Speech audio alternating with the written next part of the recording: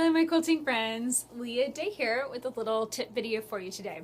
Dad has been working on finishing a very big quilt of mine downstairs, and he noticed something and I wanted to share it with you today.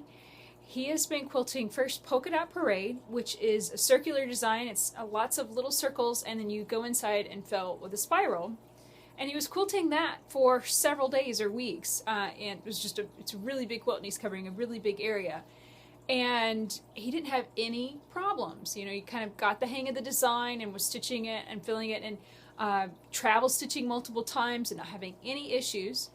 So he got through that entire area, and then he switched to another design that had long wavy lines. And so it was filling in this area, and he came upstairs, he's like, well, I think I've broken your machine, because all of a sudden it's making these loops on the top and it's breaking on the bottom.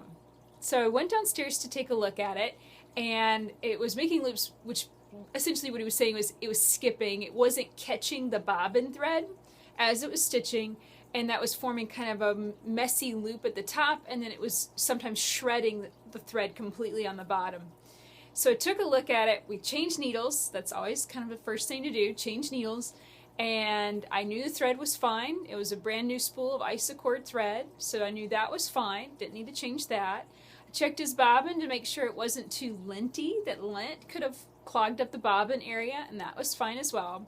Then I took a look at the quilt, and this was what was telling to me, was he had the quilt loaded in the machine, and he was quilting these long lines that were sometimes as long as like 6 to 8 inches long, and he had the quilt in a position that looked like it would be stitching mostly backwards. So he'd maybe come forwards on one line and then stitch backwards on another line.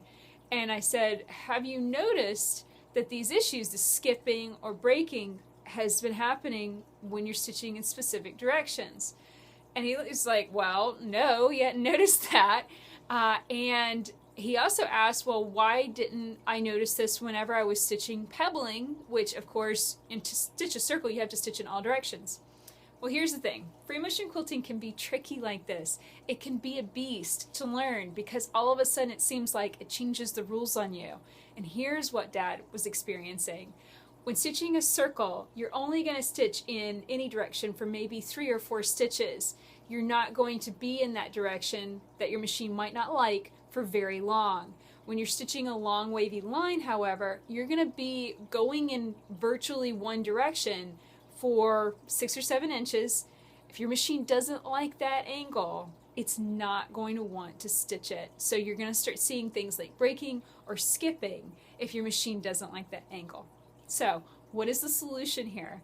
The solution is to shift your quilt ever so slightly. I mean, like just that little patch that you're quilting, rotate it around so it's either going straight across so you can kind of stitch it horizontally, or rotate it around so it's facing you and you're stitching towards you, because your machine is always going to tend to like that direction better.